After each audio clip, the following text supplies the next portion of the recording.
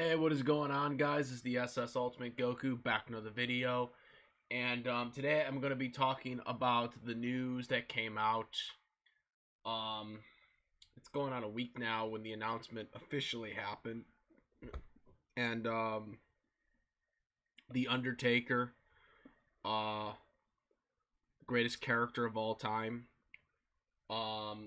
in the history of professional wrestling. Is going to be in the Hall of Fame, and I was so excited when I heard the announcement.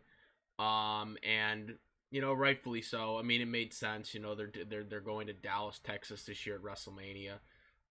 You know, Undertaker is from Texas, so it makes sense. For him to be the headliner, and it's great. A huge fan of the Undertaker, and Mark Calloway's real name.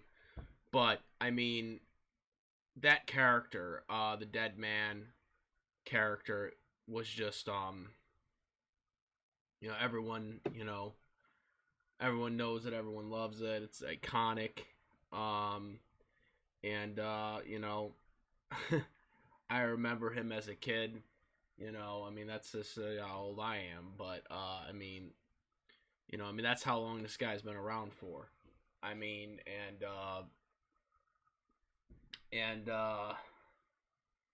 when I was a kid, when this, you know, watching him, because I was born in '91, so I mean, like I said, guys, that's it's just amazing. To see him. I mean, he lasted longer than a bunch of guys that even came in even after him, and you know, I don't think people truly understand how important he was to the WWE and to Undertaker did. He only won 7 world titles throughout his entire career in the WWE, but to me, I think he was a lot better than a lot of the guys who ended up being on top and got multiple world title runs. Undertaker, had the undefeated streak until Vince McMahon decided to, for whatever reason, to end the streak with Brock Lesnar. I still don't agree with that.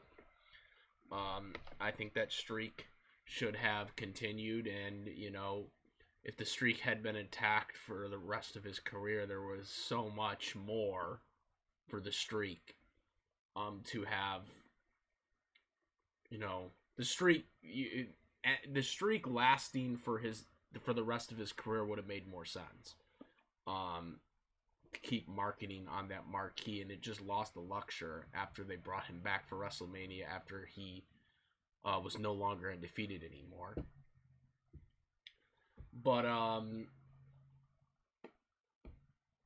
I do think the one thing I will say, the one thing that did upset me at the end of his career, 2 years ago when he wrestled AJ Styles in that great boneyard match. They should have just called it a graveyard match, but PG these days, Dumb name, but great match nonetheless. But the thing was with that match was that ended up being his last match, and to me, I don't think, and I don't know if people agree with me or this not, but to me, I just was not a fan of that being his last match.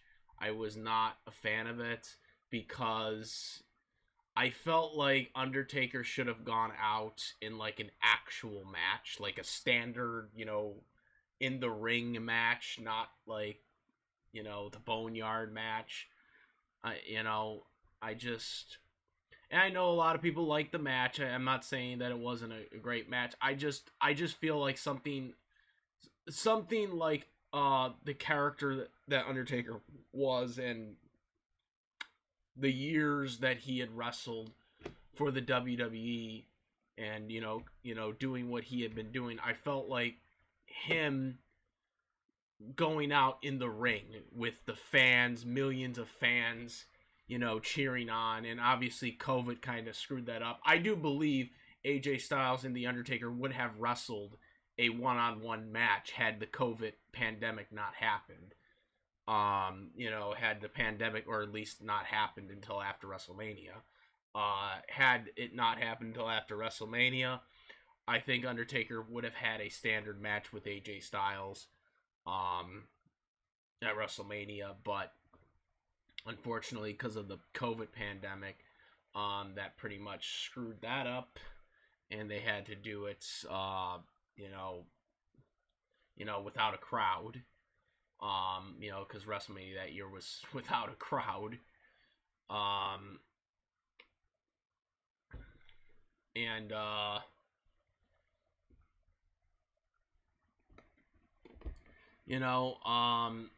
it was kind of upsetting to find out that was his last match, because again, I would have rather seen him go out with a crowd.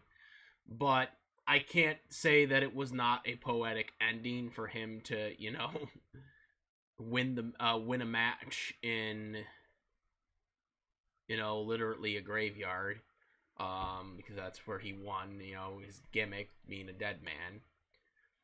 I am surprised that he won his last match, though. Like I was telling people, and I've debated a couple people on this, because I thought, because he wasn't undefeated at WrestleMania anymore, I didn't think there was any real significance for him to win his final match. Because usually what happens is when you're wrestling your final match, you're supposed to go out on your back. That's the code, basically. So I thought, like, well, since he's not undefeated at WrestleMania anymore, I'm really surprised they had him win. Since this was his last match, but I don't know. There's a lot of things, but I mean, but then again, if he had been undefeated at WrestleMania, still, I mean, you wouldn't do that though. You would have him win, but he wasn't undefeated at WrestleMania anymore, so it's like, I don't know. But there's so many things they could have done. But I mean, unfortunately, when Undertaker decided to retire, which was understandable, I mean, he had stayed in probably longer than he probably should have. For some of these, the past couple of years for it. But then finally he decided to hang it up. Unfortunately, ended up being during the time of the pandemic. So, I'm sure if Undertaker wanted to retire with a crowd, he would have done it. But I think no matter what would have happened, I think the plan was always for him to retire with AJ Styles, and it just happened to be the pandemic happened that year. I think it was already, because they had the documentaries all ready to go and stuff like that. Like, and obviously they had the documentary, the whole Undertaker documentary on the WWE Network. They had that all set up, like, in a certain way. So each episode that you seen got to the point where it was like, okay, now this is it right here, for him to officially announce his retirement. But 7 world titles, had a 21-0 undefeated streak. But most importantly, when I think of I think of the character, the dead man, the evolving of characters, evolving the character, and making that work even in this day and age. People still love the Undertaker, and in this era, it's just not a thing anymore when it comes to wrestling, to do these mythical fantasy type characters in wrestling now. Like, that is just no longer a thing anymore. The iconic storyline he had with Kane, that to me, the iconic storyline that Undertaker, Paul Bearer, and Kane had, where originally started out as Paul Bearer turning on the Undertaker. Undertaker then went on to win the title at WrestleMania 13, had a title run, lost the title, but during that title run, the whole Paul Bearer thing was escalating. He revealed that he had a kid, he revealed he had a brother.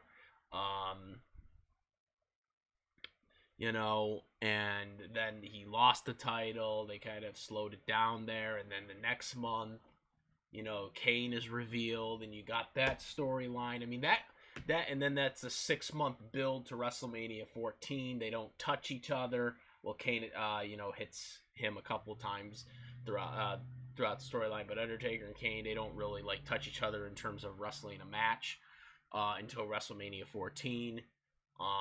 That story like that to this day, that is probably the best storyline, long-term storyline that they've ever done. Undertaker and Kane. That because there's like 4 different parts to that storyline, and they kept it going. They kept that storyline going. And there's no way that WWE could have done that today with the writers they have today. There's just no way. That storyline itself could have been a movie.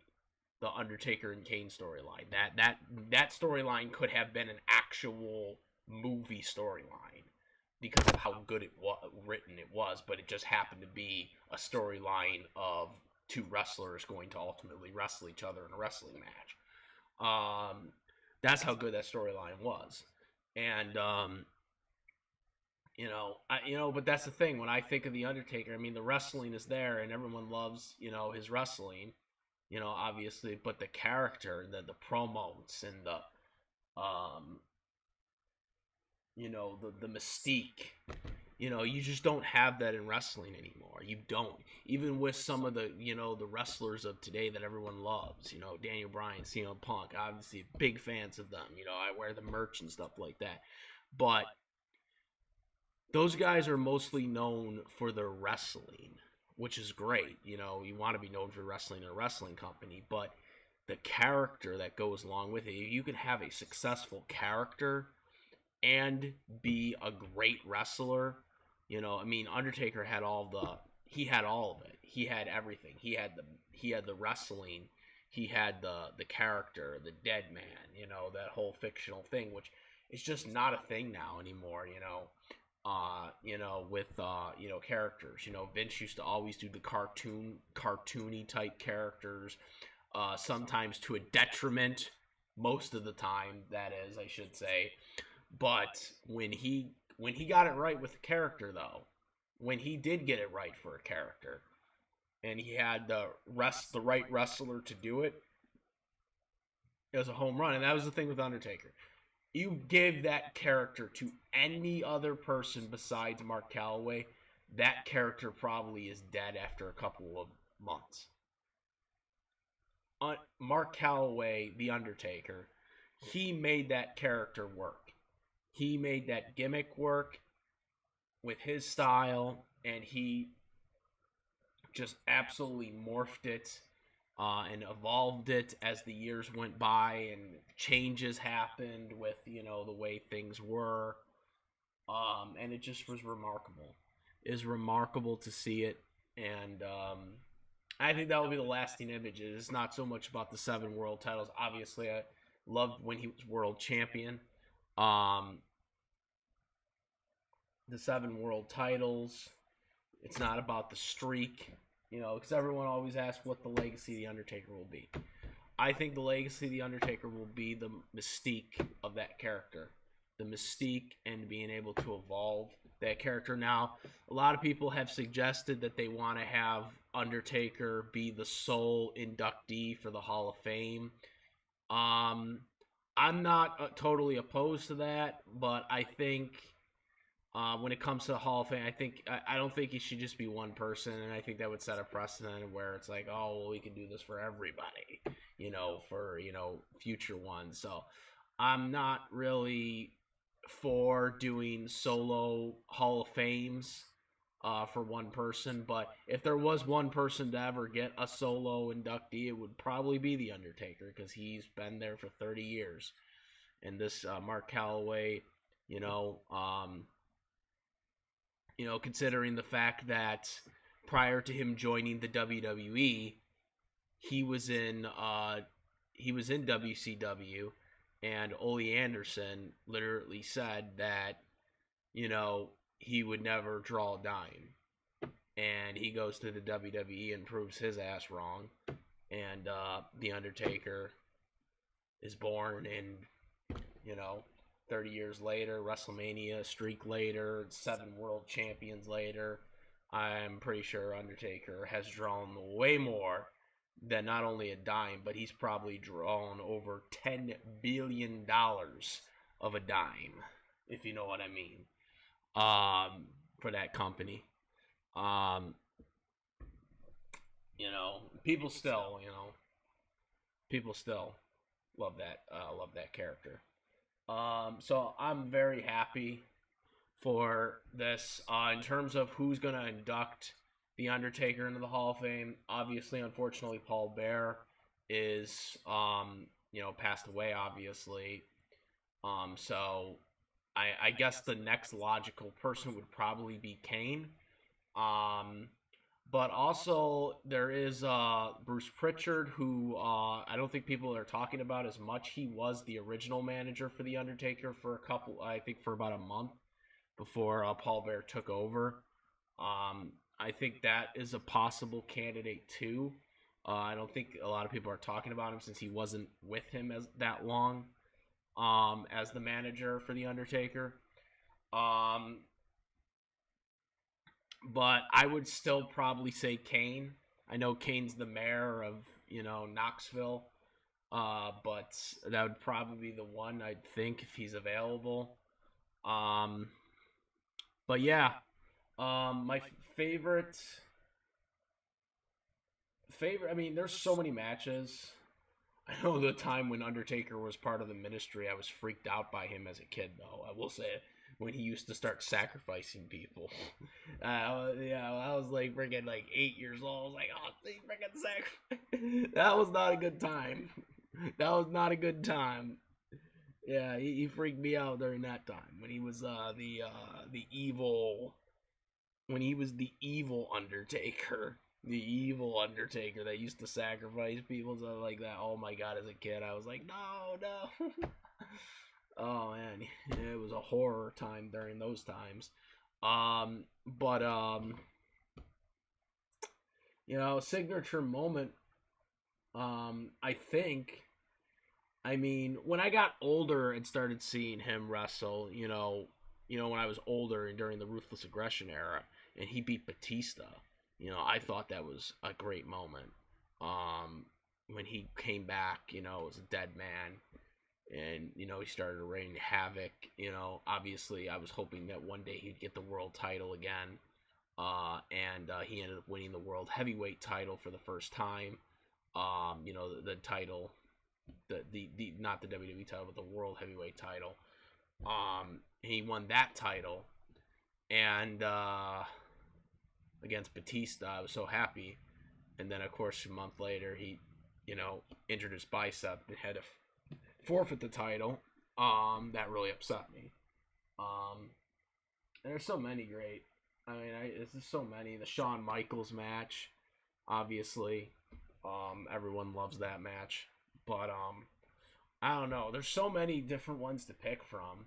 Even the one when he was champion when he was a WWE champion during his '97 run. I loved the match he had with Austin, the young Stone Cold Steve Austin, before he shouldn't say young, but you know what I mean. Like before Stone Cold became the world champion, he was still an upper mid card at that point. That was still trying to get to the main event. And that was a great match. You've seen flashes of Stone Cold, becoming what he became. So many great matches. I don't know if there's one signature moment, but that character, man, is just the greatest. And I'm so happy for The Undertaker. And no matter what he does in the future, hopefully, I'm hopefully he'll make some appearances. I don't know how you can make a capacity appearance as a dead man, but hopefully we'll see him do something in some type of capacity in the future. But he definitely deserves this retirement for the 30 years he's given us, and I'm so happy for The Undertaker in the Hall of Fame. It's going to be a great Hall of Fame speech. I'm really interested to see how they set it up. Like, if he's going to come out as, like, the dead man, or he's just going to come out as, like, himself. or like come out and then just kind of start talking for real. Once he comes out with his dead man entrance. It's gonna be really interesting Hall of Fame, I think, on how he does. It definitely deserves to be a headliner and is the headliner, and he will never rest in peace. Thank you, Undertaker, for all the memories. And